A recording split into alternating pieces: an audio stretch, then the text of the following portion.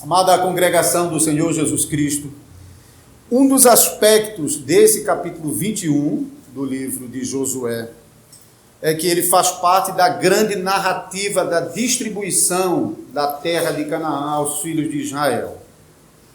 Então, essa distribuição de Canaã começou lá no capítulo 13, a partir do versículo 14, até o final desse capítulo 21.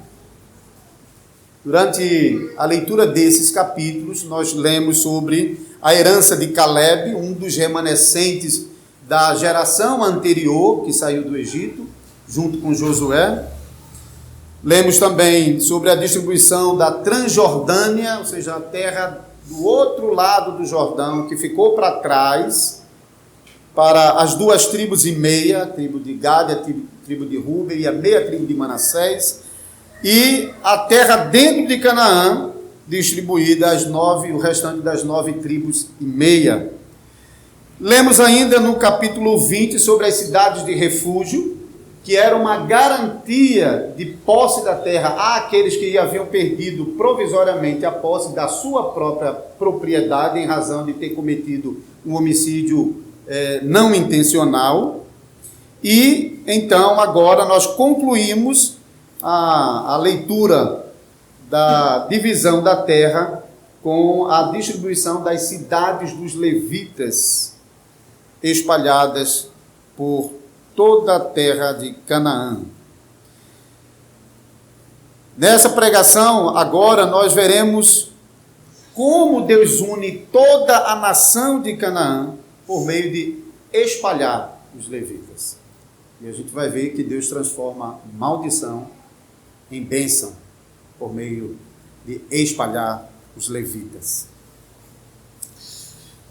Os levitas eram descendentes de Levi, um dos filhos de Jacó, o patriarca, que teve depois o seu nome mudado para Israel. Então, Levi teve 3 filhos, Coate, Gerson e Merari. Aí, 3 recomendações de nomes para os próximos filhos dos crentes. É melhor do que botar Mesaque, Sadraque e Abednego, hein? Levi, junto com Simeão, seu irmão, apesar da história bonita que nós estamos vendo aqui, a história deles começa lá atrás com um episódio desastroso e que maculou a imagem desse patriarca no meio do próprio povo de Israel, por causa da crueldade que os dois, Levi, junto com Simeão, praticaram contra o filho de Amor, contra Siquém e todos os habitantes de Siquém. Gênesis 34 relata que Siquém havia molestado Diná, a irmã de Levi e de Simeão, filha de Jacó. Quando Levi e Simeão souberam disso, eles decidiram armar uma vingança contra Siquém e contra os moradores da cidade. Então eles iludiram o pai de Siquém, Amor, e o próprio Siquém com os demais homens da cidade, prometendo que se eles se circuncidassem, os homens, se eles se submetessem à circuncisão, eles poderiam casar com as filhas de Israel, porque as filhas de Jacó não poderiam se casar com homens incircuncisos. Como Siquém estava enamorado por Diná e bem interessado em realmente assumir compromissos com ela, apesar do dano que ele havia lhe causado, ele e todos os homens de Siquém se submeteram à circuncisão. Como ficaram esses homens? Debilitados, frágeis. E então Levi e Simeão se aproveitaram do período de recuperação desses homens, atacaram a cidade e dizimaram os homens da cidade.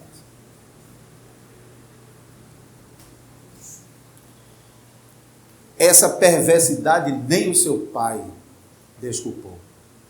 No final da vida de Jacó, quando ele estava no leito de morte, Gênesis 49, ele estava proferindo sobre os seus filhos antes de morrer, mas ele não profere bênção sobre Levi e sobre Simeão.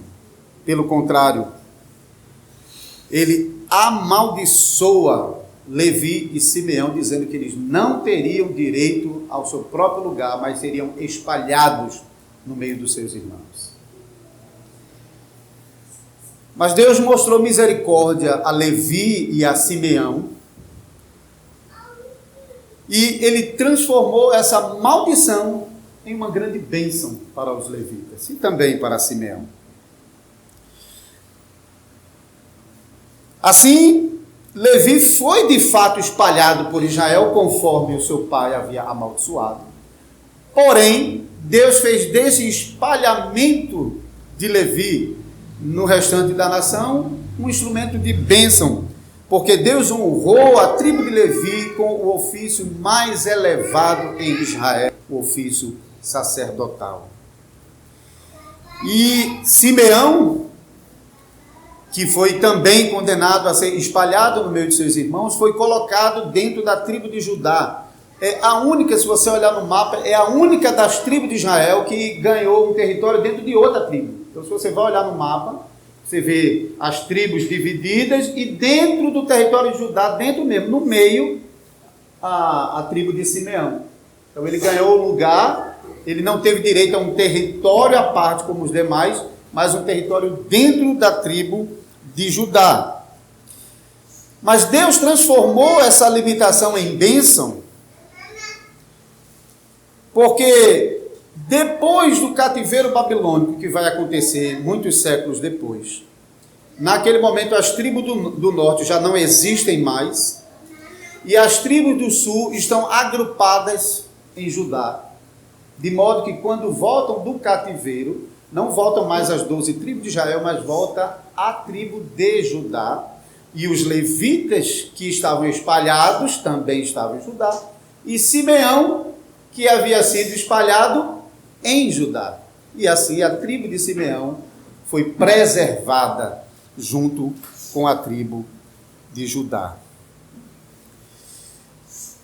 Então são os descendentes de Levi, esses descendentes de Levi, que se chegaram aos cabeças dos pais, que chegaram a Eleazar, o sacerdote, versículo 1, que era o líder espiritual da nação, e a Josué, filho de Num, que era o líder civil e militar da nação, e aos cabeças dos pais das tribos de Israel, que representavam toda a nação de Israel, sendo cabeça de cada uma das tribos. E esses levitas, então, procuram a liderança para receber a sua parte no meio dos filhos de Israel, espalhado no meio dos filhos de Israel, conforme Moisés havia ordenado em Número, capítulo 35, muito antes deles atravessarem e possuírem a terra de Canaã. Então, Eleazar, o sacerdote, Josué e os cabeças das tribos, lançando sorte, designam 48 cidades para os levitas, espalhadas em cada tribo de Israel, dos dois lados do Jordão. Versículo 41 e 42 indica o número total de 48 cidades.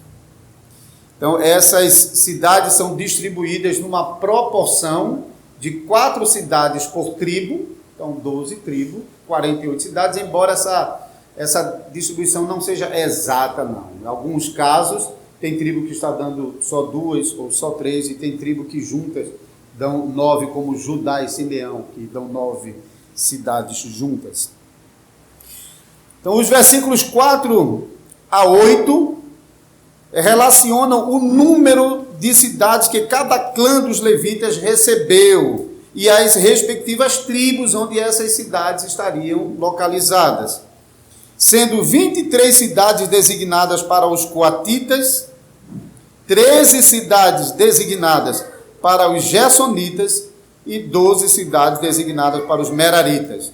Coatitas, gersonitas e meraritas é Coate, Gerson e Merari, os 3 filhos de Levi, que estão dividindo a tribo de Levi. E do versículo 9 ao versículo 40, são relacionados os nomes textualmente de cada uma das 48 cidades levitas, de acordo com as tribos e com os clãs de Coate, Gerson e Merari. Então, os versículos seguintes, eles especificam cada cidade que caberia a cada uma dessas tribos. E os versículos finais, versículos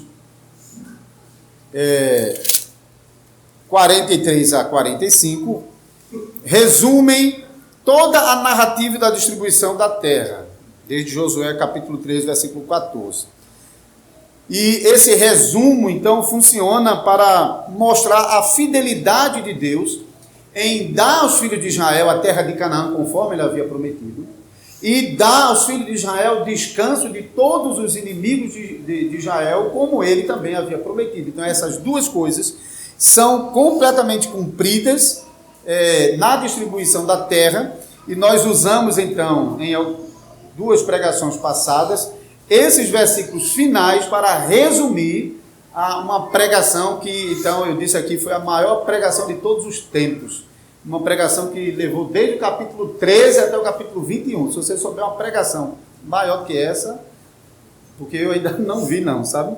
Então, eu usei esse resumo, então, para falar sobre essa divisão da terra entre todas as tribos. Agora, essa passagem, se você prestou atenção, ela destaca algumas informações importantes sobre a casa de Arão, da família dos coatitas. Uma dessas informações diz respeito às tribos que a casa de Arão recebeu cidades como herança. A casa de Arão recebeu herança da tribo de Judá, da tribo de Simeão, que eu já disse, recebeu posse dentro de Judá, e da tribo de Benjamim, que estava colada à tribo de Judá. Por que a casa de Arão recebeu essas tribos como herança? Devemos nos lembrar que o santuário de Deus viria a ser fixado na cidade de Jerusalém, que estava em Judá. E a casa de Arão havia sido escolhida por Deus para oficiar o serviço sacerdotal ligado com o santuário. Por isso Deus os colocou nos arredores de Jerusalém, onde eles cumpririam os seus ofícios sagrados. E, mais tarde, quando Israel fosse desfeito como aquela nação unida como no passado, só a nação de Judá seria preservada, e quem estava na nação, no território de Judá, era a nação que deveria continuar o trabalho sacerdotal ligado com o templo. Então, você pode ver com antecipação a providência de Deus de tudo aquilo que vai acontecer ainda muito tempo depois. Os sacerdotes eram responsáveis para realizar a expiação do pecado do povo e todos os demais sacrifícios e cerimônias ligadas com o santuário. Então, o sumo sacerdote, entre os sacerdotes, então, a palavra hebraica é grande sacerdote, então, o maior de todos os sacerdotes era aquele que representava o povo diante de Deus. E ele tinha algumas atribuições especiais, por exemplo, era ele que carregava a estola com as pedras contendo o nome das 12 tribos de Israel, e era o sumo sacerdote que realizava serviços exclusivos como aquele sacrifício de expiação que acontecia uma vez por ano. Lá em Levítico 16, fala sobre o dia do Yom Kippur, o dia da expiação. Então, o sacerdote, somente ele, o sumo sacerdote, uma vez no ano, poderia entrar no lugar mais santo do tabernáculo para lá realizar a expiação pelos pecados da nação. Então, ele entrava como representante de toda a nação. Era ainda dever do sacerdote orar pelo povo, consultar a vontade de Deus usando as pedras do Urim e Tumim, ensinar a lei ao povo e ainda servir como juiz em situações de julgamentos necessários, porque muitos julgamentos eram feitos pelos anciãos na porta de cada cidade, mas eventualmente os sacerdotes eram convocados para servir também como juízes em grau superior. Então, por causa do papel mediador que os sacerdotes tinham entre Deus e o povo, os sacerdotes no Antigo Testamento são usados como um tipo de Cristo. Nós já lemos Hebreus capítulo 8, que aponta para Cristo como o sumo sacerdote de uma ordem superior à ordem de Melquisedeque. Os demais levitas espalhados por todo Israel não tinham o mesmo ofício sacerdotal, eles não poderiam realizar as cerimônias de sacrifícios, mas eles ainda trabalhavam auxiliando os sacerdotes na realização do seu trabalho. Eu já mencionei em outra pregação que os sacrifícios demandavam muito trabalho. Pensem, por exemplo, sobre abater os animais, cortar os animais, escorrer o sangue, limpar os excrementos, lavar as partes e então colocar sobre o altar. Lembre-se também que a nação de Gibeão, que foi subjugada a Israel, eles foram submetidos ao trabalho mais pesado que caberia aos levitas, porque no passado eram eles que levavam o tabernáculo quando tinha que ser desmontado. Então, o peso nas costas cabiam aos levitas. E um outro trabalho muito pesado era tirar água para o serviço do santuário. E esse trabalho forçado acabou ficando sobre os gibeonitas, que por causa daquela mentira, acabou ganhando o direito de permanecer em Israel, mas não sem servir com um serviço pesado. E quando o santuário já estava em lugar fixo, ou seja, não precisava mais ser desmontado como anteriormente, então os clãs dos levitas, que tinham a incumbência de transportá-lo, agora receberam outras incumbências. Por exemplo, em 1 Crônicas capítulo 15, nós lemos que os levitas estão sendo estabelecidos como os músicos no templo. Então a música litúrgica agora caberia aos levitas que eram dedicados à música, e nos salmos a gente vê alguns desses levitas, Corá, Asaf, compondo salmos. Eles também serviam como guardas do templo. 1 Crônicas capítulo 9. Então o dever de proteger o ambiente sagrado não cabia aos soldados de Israel que estavam como sentinela nas guaritas, nas fortalezas, mas o entorno do templo cabia aos levitas.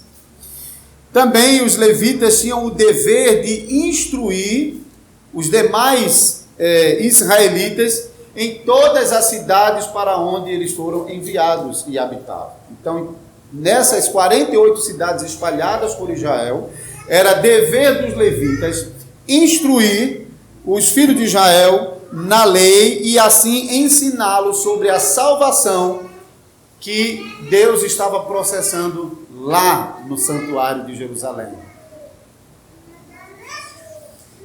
Assim, os sacerdotes e demais levitas espalhados por Israel uniam a nação em torno da religião de Deus baseada na lei. Então, resumindo, Israel era um só povo. Cada território de Israel unia uma tribo a outra tribo, porque você vê os limites das tribos um ao lado da outra, formando um tecido só com as 12 tribos. E assim como as juntas unem os ossos do nosso corpo, esses limites das tribos estavam unindo uma nação a outra, de modo que ninguém estava ficando de fora. E os levitas espalhados também formavam uma rede que levava a obra da salvação que era processada em Jerusalém para todos os cantos de Israel. Assim como o nosso sistema sanguíneo leva os nutrientes para as extremidades, até as extremidades do nosso corpo. Então, em Israel era confessada uma só fé, no único Deus e Salvador do seu povo. E em Israel existia uma única maneira de se adorar a Deus, de servir a Deus e de andar de maneira santa na presença de Deus. Naquele momento inicial, quando essas regras eram violadas, Deus puniu exemplarmente para mostrar que ele não aceita corrupção na religião que ele entregou ao seu povo e no modo de adoração e no modo como que o povo deveria se comportar diante de Deus. Assim nós lemos em Levítico 10 que 2 dos 4 filhos de Levi, de Arão, melhor dizendo, morreram na porta do tabernáculo no seu primeiro serviço, porque foram oferecer ao Senhor um fogo que não estava ordenado na lei.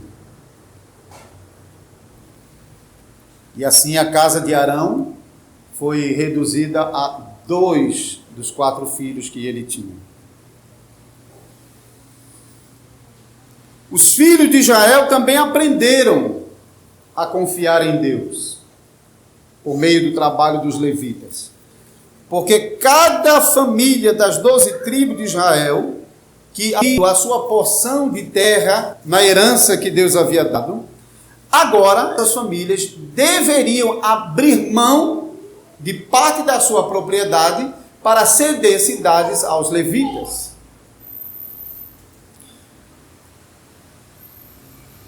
Nós já lemos sobre 48 cidades. E lemos sobre 2 filhos de Arão, porque 2 já tinham morrido. Era muita cidade para pouca gente. Isso podia levar os israelitas a dizerem, não, eles não precisam de tanto. E se negarem a entregar aquilo que Deus já havia ordenado lá atrás por meio de Moisés.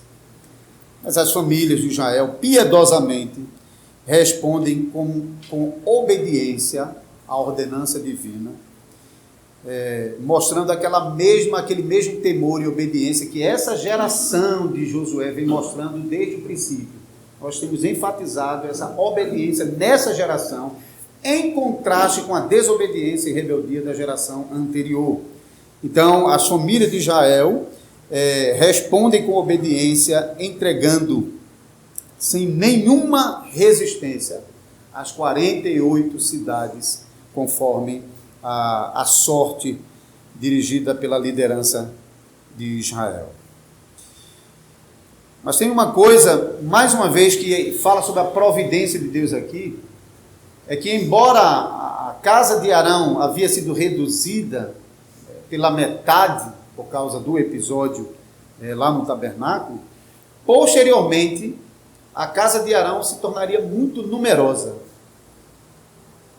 Tão numerosa que em primeiro livro de Crônicas, capítulo 24, Davi se vê obrigado a dividir os sacerdotes em 24 turnos, para que cada um oficiasse 15 dias do ano. Que não tinha, era muito sacerdote para o trabalho no santuário. Então Davi divide em 24 turnos. Quando nós estamos lendo Novo Testamento, que o Zacarias, o pai de João Batista, entra no tabernáculo para oficiar, nós vamos ler que ele é segundo a ordem de Abias. Então, naqueles 15 dias que a ordem de Abias, uma das 24 ordens sacerdotais, deveria oficiar, um desses sacerdotes era Zacarias, pai de João Batista. Então, Deus providenciou aquilo que só seria necessário no futuro, mas Deus já garantiu agora no meio do povo de Israel. Porque lembrem-se, eu mencionei numa das pregações passadas, que Israel ainda não tinha ocupado todas as cidades.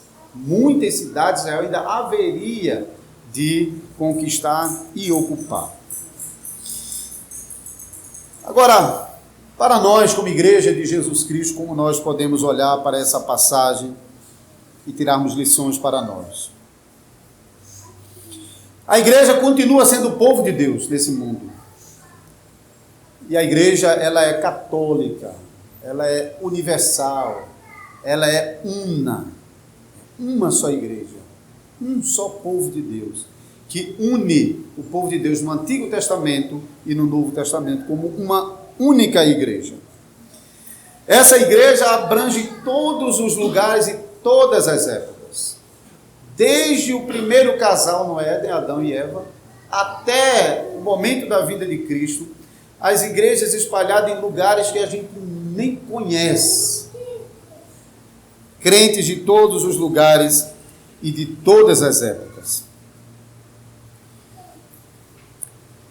Porque Deus pegou a sua igreja do Antigo Testamento, que era Israel, que estava limitada ao território da Palestina, e agora o Senhor Jesus Cristo, depois de realizada a obra redentiva, ele envia agora a sua igreja para os 4 cantos do mundo. Agora, mais uma vez, nós estamos vendo a igreja sendo espalhada, mas não por maldição, para a bênção de todas as nações. Deus espalha a sua igreja pelo mundo, mas ele não divide a sua igreja pelo mundo. Embora nem sempre a igreja está unida geograficamente, porque muitas vezes entre uma igreja e outra há um abismo infernal de território onde Satanás está atuando fortemente, ainda assim a igreja continua sendo uma única igreja. Essa única igreja de Cristo se manifesta localmente de maneiras diferentes. Mas essas diferenças locais nós podemos ver na própria nação de Israel. A nação de Israel, dependendo do lugar, ela até tinha mudanças no seu idioma, como dialeto diferente. Lembre-se, por exemplo, em Juízes, as brigas entre as tribos, que uma tribo querendo destruir a outra, quando os inimigos iam passar pelo Val do Jordão, eles perguntavam: és tu de tal tribo? Eles diziam: não. Eles, então fala Sibolete. E eles não conseguiam pronunciar, porque a Sibolete, Shibolete, são pronúncias diferentes de uma mesma consoante, dependendo da região. Além de variação do idioma, na cultura, nos costumes, isso existia espalhado entre as tribos de Israel. Apesar disso, Israel era unida geograficamente e unida pela religião que era ministrada pelos levitas. Assim também a igreja de Jesus Cristo é uma só, mas a sua manifestação local pode se dar de maneiras diferentes. Mas a igreja continua sendo uma. Essa união não é nos costumes, não é na língua, não é nas práticas, mas essa união se dá na fé que confessamos em Cristo Jesus. Assim como o corpo é animado por uma só alma, assim a igreja de Cristo Jesus é unida por um só Espírito, que nos une justamente por meio da fé que nós confessamos. A igreja, ela pode manifestar-se localmente de maneiras diferentes, mas o mesmo Espírito nessas igrejas os une com a mesma confissão da fé. O que nos une em Cristo Jesus é a fé.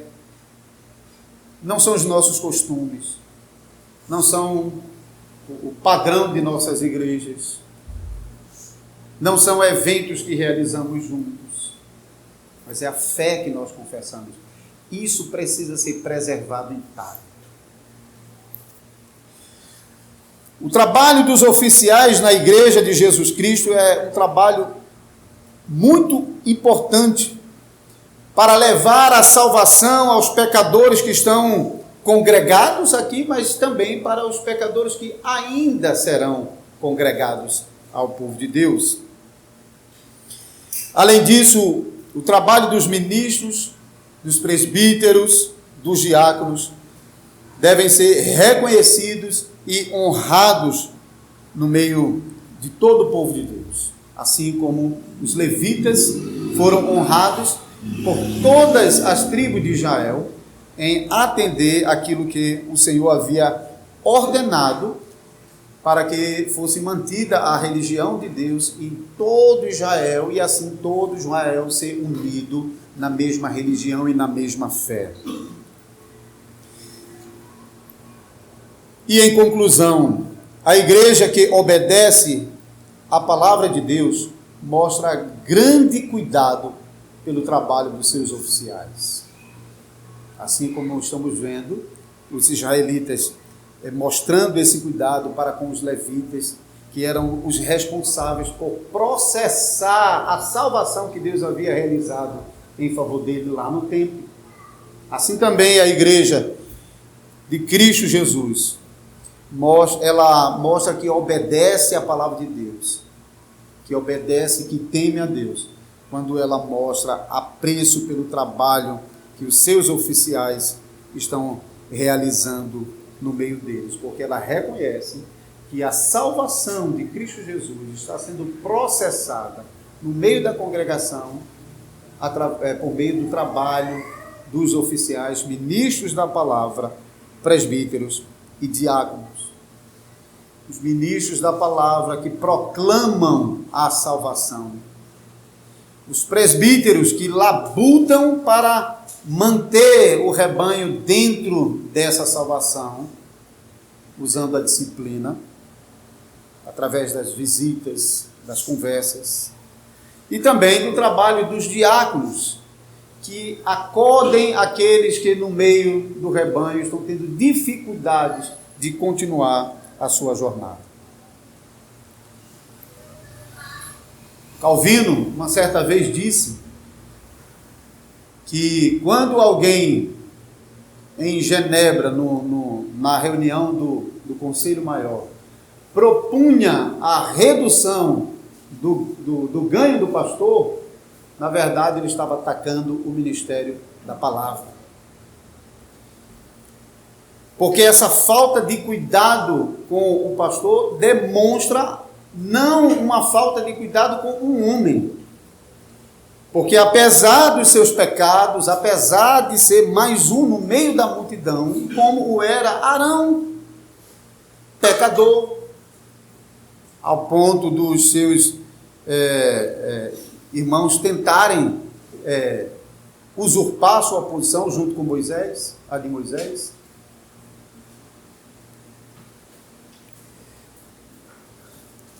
Assim também o trabalho do ministro no meio da congregação é um trabalho vital, porque o ministro ele é chamado primus inter pares, porque ele não é superior aos seus irmãos presbíteros e diáconos, mas ele é o primeiro a chegar. Paulo foi enviado pela igreja de Antioquia para proclamar o evangelho em várias regiões, e por meio da proclamação do evangelho, pecadores estão se juntando ao redor de Cristo, atendendo a voz do bom pastor por meio da pregação. E agora que Deus juntou um rebanho, Deus dá presbíteros e diáconos para esse rebanho. Por isso ele é chamado o primeiro entre iguais, primus inter pares. O trabalho dos presbíteros é essencial para a continuidade do trabalho dos ministros. Deus separou os sacerdotes para realizar a obra de salvação, para processar essa obra no altar, lá no tabernáculo. Mas Deus espalhou os levitas em todas as cidades e territórios das tribos de Israel, para que os levitas pudessem levar essa salvação processada até todas as famílias de Israel. E assim é um trabalho belíssimo, o trabalho dos presbíteros que estão visitando o rebanho para consolá-los com aquilo que eles estão ouvindo aqui na pregação dominical. Presbíteros não chegam às casas dos membros com as suas opiniões. Eles não chegam às casas dos membros em seu próprio nome, mas eles chegam às casas dos membros como embaixador de Cristo, para falar em nome de Cristo, para abrir a palavra de Deus e para nos instruir no conhecimento do Senhor. Ainda entre os levitas, existiam aqueles que deveriam fazer com que as leis de proteção aos velhos, às viúvas, aos órfãos e aos estrangeiros fosse garantido. Porque a lei previa amparo a todas essas classes desfavorecidas em Israel. E eles auxiliavam para que essas responsabilidades fossem cumpridas no meio da nação de Israel, por meio da instrução e da coleta das ofertas que seriam destinadas à manutenção desse ensino no santuário. Assim, quando nós olhamos para o trabalho dos diáconos, hoje em dia há uma tendência terrível, desastrosa, de desprezar o trabalho dos diáconos e de relegá-lo a uma função de segunda categoria, se tiver lugar na segunda categoria.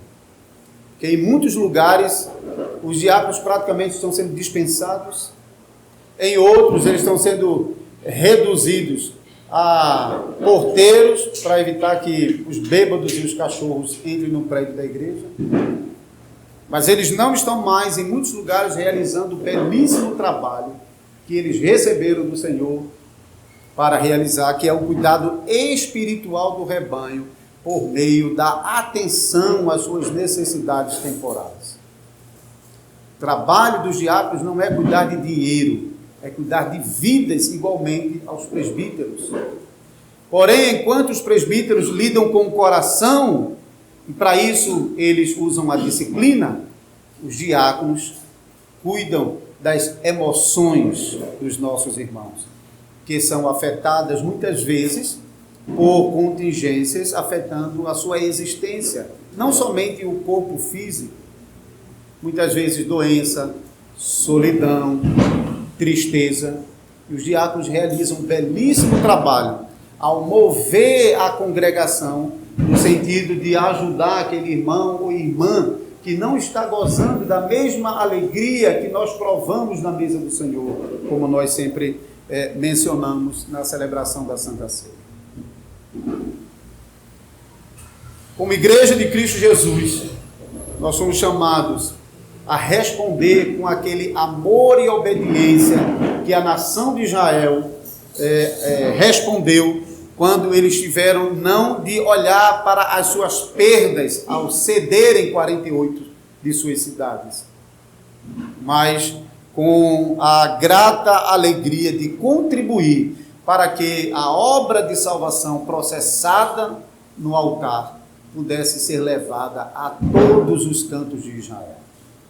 Assim, queridos irmãos e irmãs, que seja a alegria de cada um de nós, quando nós estamos colocando os nossos dons para o serviço da obra de Deus e contribuindo para que a mensagem da salvação possa chegar à casa de cada um dos irmãos e ainda à casa daqueles que ainda haverão de ser congregados à Igreja de Jesus Cristo. Assim, que nós não tenhamos por propriamente nosso aquilo que Deus tem nos dado, mas que nós possamos, com amor e generosidade, usar todos os nossos dons, nosso tempo, nossa inteligência, nossa força, nossa saúde, para que o reino de Deus possa avançar nesse mundo. Amém.